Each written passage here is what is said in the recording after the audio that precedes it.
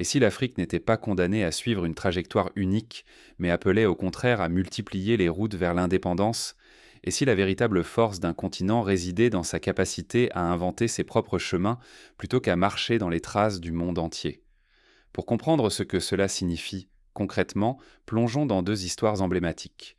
L'une se déroule au sud du continent, au Botswana, l'autre au nord, au Burkina Faso.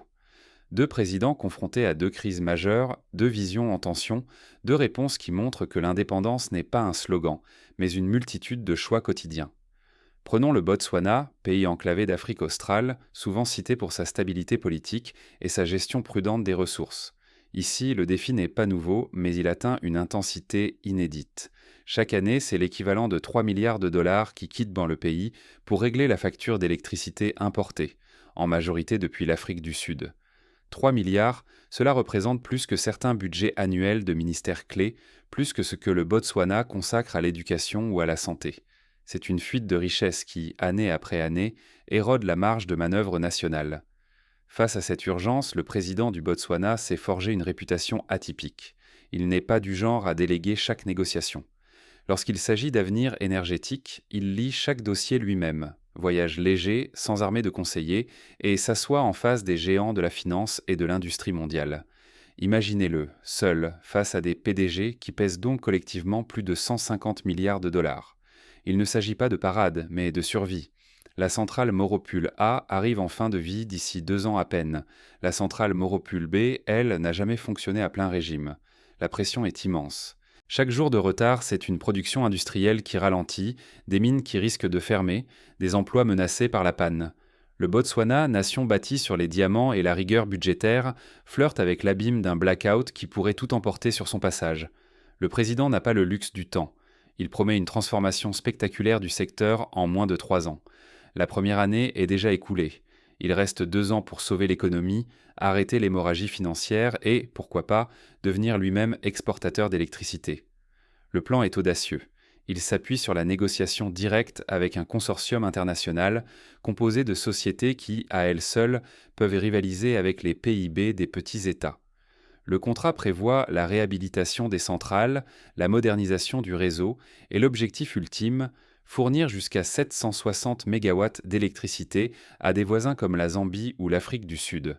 Si le pari est tenu, 3 milliards de dollars seront économisés chaque année, 75 millions de dollars de subventions pourront être réaffectés et le Botswana passera du statut de client dépendant à celui d'acteur régional respecté.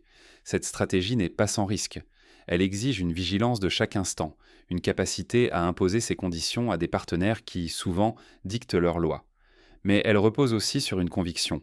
L'argent le plus précieux est celui que l'on conserve chez soi, pas celui que l'on va mendier ou qu'on laisse s'évaporer vers l'étranger. Cette philosophie, le président la martèle à chaque réunion. Quand la maison brûle, il faut agir à un rythme effréné. Nous n'avons pas le droit à l'erreur. Et il l'incarne jusque dans sa fatigue, ses nuits blanches, son refus de déléguer la responsabilité ultime. À titre de comparaison, rappelons ce qui s'est passé en Malaisie dans les années 70. Le pays, confronté à une crise énergétique similaire, a fait le choix de s'ouvrir à des capitaux japonais et européens pour bâtir ses centrales hydroélectriques. En moins d'une décennie, la Malaisie est passée du statut d'importateur dépendant à celui d'exportateur régional d'électricité. Mais ce succès a demandé un engagement sans faille, la capacité de négocier avec des partenaires puissants sans jamais perdre de vue l'intérêt national. Le Botswana, aujourd'hui, suit une logique proche mais dans un contexte africain où chaque erreur se paie plus cher, où la stabilité politique reste un acquis fragile. À plus de 3000 km de là, le Burkina Faso fait un pari radicalement différent. Le président Ibrahim Traoré, confronté à une autre forme de dépendance, la dépendance à l'aide internationale et aux importations alimentaires, décide de rompre avec des décennies de tutelle étrangère. Pour lui, la souveraineté n'est pas un concept abstrait, c'est une question de survie. Chaque année, des millions de Burkinabés attendent l'aide alimentaire, subissent les fluctuations du marché international, vivent au rythme des décisions prises à Paris, Washington ou Bruxelles. Cette réalité il veut y mettre fin. La stratégie est claire. Utiliser les 2,4 milliards de dollars d'aide extérieure, non pas pour financer de grands projets supervisés par des experts étrangers, mais pour irriguer l'économie locale. L'État confie ses fonds directement aux paysans, via des crédits agricoles abordables. Plus d'1 million de familles rurales bénéficient d'un prêt à faible taux, distribué par des institutions locales, avec un taux de remboursement de 92%, un record qui témoigne de l'efficacité du modèle. Le changement est visible dans chaque village. Les paysans achètent des semences adaptées, investissent dans des pompes solaires, creusent dans des forages, construisent dans des entrepôts sans communautaires. Les cultures vivrières, mil, sorgho, maïs, riz, coton, connaissent une croissance spectaculaire de 30 à 50% selon les régions. Plus de 200 000 emplois sont créés en 3 ans, la malnutrition recule, la dépendance aux importations diminue. Ce modèle n'est pas sans écho dans l'histoire. On pense à l'Inde des années 60, confrontée à une famine récurrente qui a opté pour la révolution verte. Subventions aux semences locales, soutien technique, irrigation de masse, développement des marchés régionaux. En une génération, l'Inde est passée du statut de mendiant alimentaire à celui de puissance agricole. Au Burkina Faso, la démarche est similaire, mais adaptée au contexte sahélien. Plus de coopératives, une solidarité communautaire renforcée et une attention particulière à l'autonomie des villages. Pourtant, chaque modèle porte ses incertitudes. Au Botswana, l'échec d'un projet aussi colossal que celui des centrales électriques pourrait provoquer une fuite massive des capitaux, une paralysie de l'économie et une perte de crédibilité durable sur la scène internationale. L'histoire du Ghana le rappelle. Dans les années 80, une dépendance excessive à l'investissement étranger dans le secteur minier a mené à une perte de contrôle et à une crise sociale majeure. Au Burkina Faso, le risque est d'une autre nature. Si la discipline locale flanche, si la transparence des circuits de crédit se fissure, le pays pourrait retomber dans la dépendance, voire s'effriter la confiance nationale. L'exemple du Zimbabwe est frappant. La redistribution des terres, mal encadrée, a conduit à un effondrement de la production agricole et à une crise alimentaire durable. Pour éviter ces écueils, chaque président doit cultiver l'endurance, l'innovation, la rigueur et surtout la redevabilité. Il ne suffit pas de signer des contrats ou de distribuer des terres. Il faut exiger des résultats, rendre des comptes, surveiller chaque indicateur. Des comités de suivi sont mis en place, des audits réguliers sont exigés, la société civile est invitée à contrôler l'action publique. Autant de garanties pour que la transformation ne reste pas un mirage.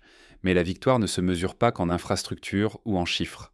Elle s'exprime surtout lorsque l'argent, la dignité et la souveraineté restent sur le sol national. Quand le fruit du travail bénéficie d'abord à la nation, que chaque décision renforce la capacité d'agir sans tutelle, alors le pays progresse sur le chemin de l'indépendance véritable. Prenons un exemple.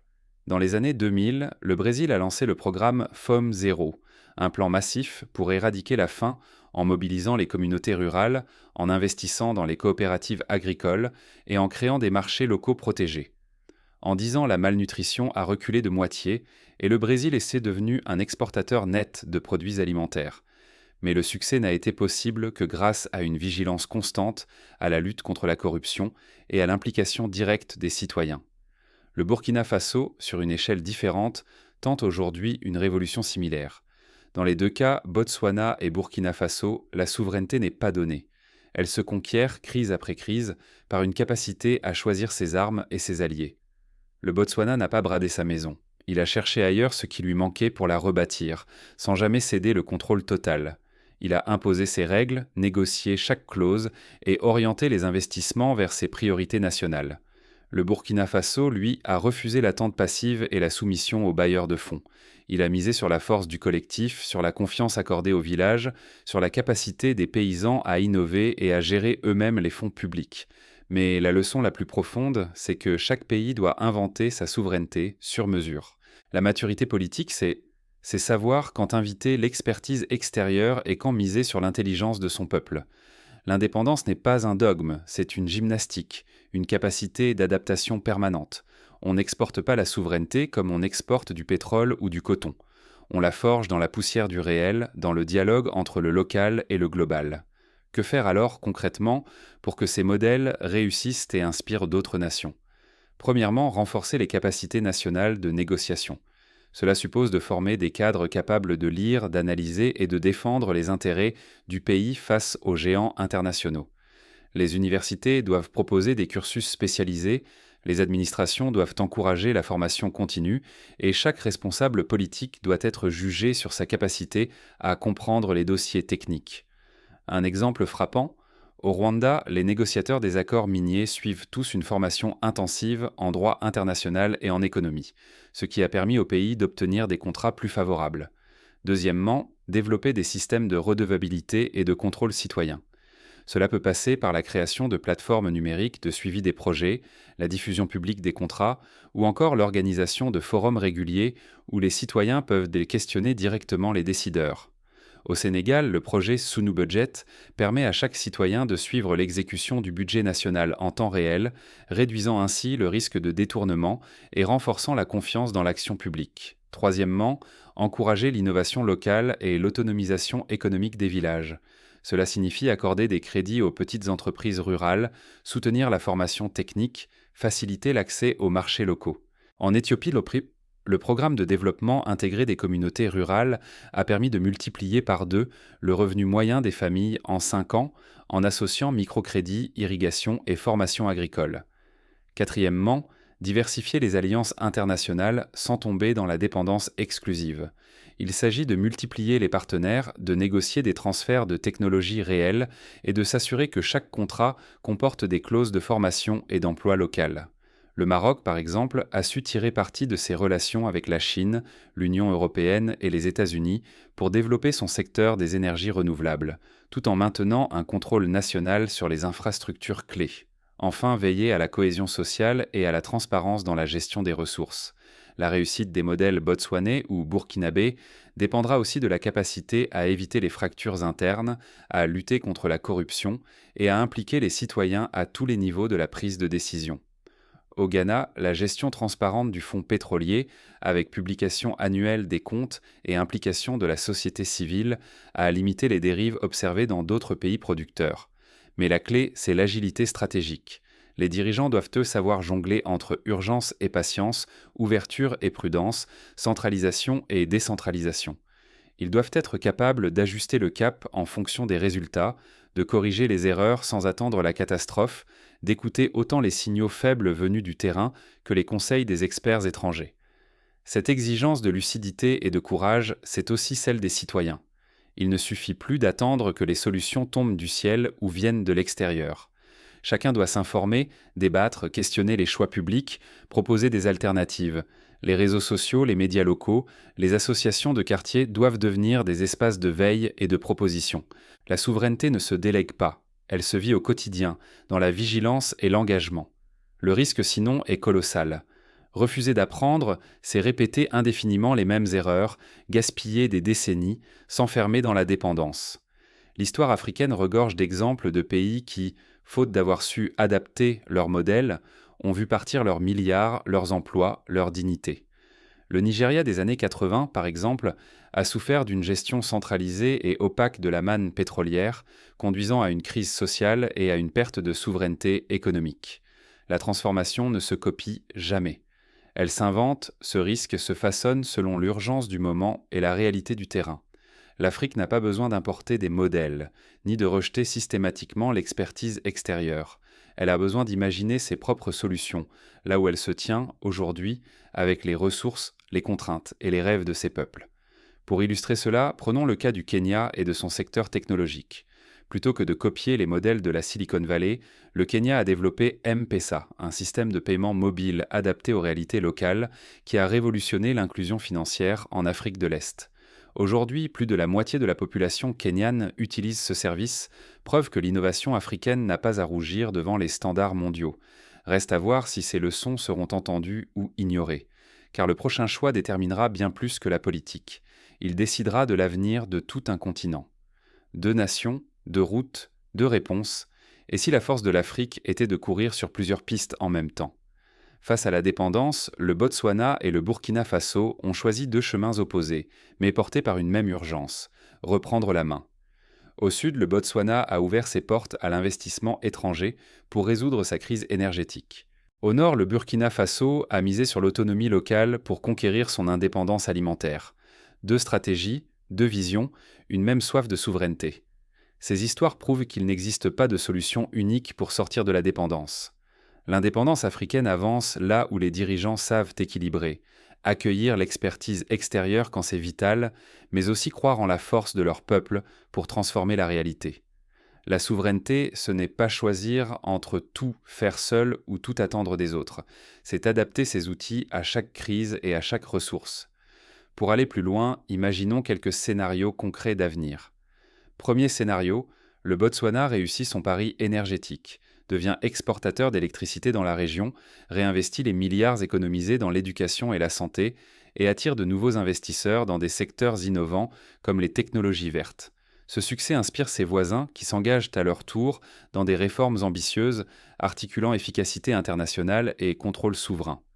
Les chaînes de valeur intra-africaines se renforcent, les économies locales se diversifient et le continent gagne en résilience face aux chocs extérieurs. Deuxième scénario, le Burkina Faso consolide son autonomie alimentaire, développe un réseau dense de coopératives, voit naître une génération d'agro-entrepreneurs qui exportent leurs produits vers les marchés régionaux. Les familles rurales, jadis dépendantes de l'aide, deviennent moteurs de croissance et l'État investit dans l'irrigation, la formation et la transformation locale. Le pays devient modèle pour le Sahel qui, à son tour, amorce une révolution rurale, réduisant la migration et renforçant la stabilité. Troisième scénario, plus sombre, l'un des deux modèles échoue. Au Botswana, le consortium international se retire brusquement, faute de garanties suffisantes, plongeant le pays dans une crise énergétique et sociale. Le Burkina Faso, de son côté, voit la discipline locale flancher, les crédits se détourner et la production retomber. Ces échecs alimentent la défiance envers les réformes, freinent l'innovation et ravivent les discours de fatalité. Ces scénarios montrent que rien n'est jamais gagné d'avance. Chaque progrès doit être consolidé, chaque réussite partagée, chaque erreur analysée pour en tirer des leçons. L'indépendance est un processus, jamais un acquis définitif. C'est pourquoi il est essentiel d'accompagner chaque stratégie d'une réflexion sur les valeurs, les priorités et les risques acceptables. La question n'est pas de savoir qui a raison, mais comment chaque peuple peut devenir acteur de son histoire, maître de ses choix, garant de sa dignité. Pour cela, quelques étapes pratiques sont à considérer pour tous les pays qui souhaitent s'inspirer de ces modèles. Renforcer la formation des décideurs et des négociateurs pour mieux défendre les intérêts nationaux dans les grands contrats. Impliquer systématiquement la société civile dans le suivi et l'évaluation des projets majeurs. Promouvoir l'innovation locale en soutenant les start-up, les coopératives et les initiatives de terrain. Diversifier les partenaires internationaux et conditionner chaque accord à des transferts de compétences et d'emplois locaux. Garantir la transparence et l'accès à l'information pour tous les citoyens. Mais au-delà des outils, c'est l'état d'esprit qui compte.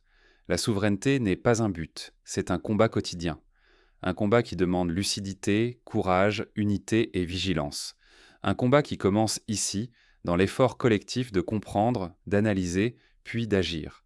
C'est ainsi que l'Afrique dessinera 1000 chemins de liberté. Certains viendront d'investisseurs lointains, d'autres du courage des villages oubliés. Tous porteront la marque du choix, de la responsabilité et de la dignité retrouvée. Au fond, le vrai enjeu de cette histoire n'est pas de trancher entre le Botswana et le Burkina Faso, entre l'ouverture et l'autonomie, entre la technologie et la tradition. Le vrai enjeu, c'est de ne pas laisser l'histoire de la souveraineté africaine s'écrire sans vous, ni contre vous. Si l'Afrique ne choisit pas ses modèles, d'autres imposeront les leurs. Si chaque nation n'ose pas interroger, adapter, innover, elle verra partir ses milliards, ses emplois et sa dignité vendus à vil prix sur l'échiquier mondial. Ce qui se joue, c'est la capacité de chaque pays à devenir non seulement gestionnaire de ses richesses, mais aussi narrateur de sa propre histoire. Un mauvais choix se paie, cache, par des générations sacrifiées, des rêves brisés, une souveraineté qui redevient mirage. Il est temps de célébrer la pluralité des modèles africains, de refuser les querelles stériles entre ouverture et autonomie. D'écrire ensemble une souveraineté sur mesure, adaptée à chaque contexte, chaque urgence, chaque potentiel. Car la vraie liberté, c'est de choisir ses armes, ses alliés, son rythme, et devenir acteur majeur de son avenir. Alors que faire ? D'abord reconnaître que chaque trajectoire compte. Soutenez vos dirigeants quand ils innovent. Questionnez-les quand ils dévient, exigez qu'ils écoutent autant leur peuple que leurs partenaires. Faites entendre vos voix, échangez ces débats, refusez la pensée unique. Parce que la souveraineté n'est pas un but, c'est un combat quotidien. Un combat qui demande lucidité, courage, unité et vigilance. Un combat qui commence ici, dans l'effort collectif de comprendre, d'analyser puis d'agir. C'est ainsi que l'Afrique dessinera 1000 chemins de liberté. Certains viendront d'investisseurs lointains, d'autres du courage des villages oubliés. Tous porteront la marque du choix, de la responsabilité et de la dignité retrouvée.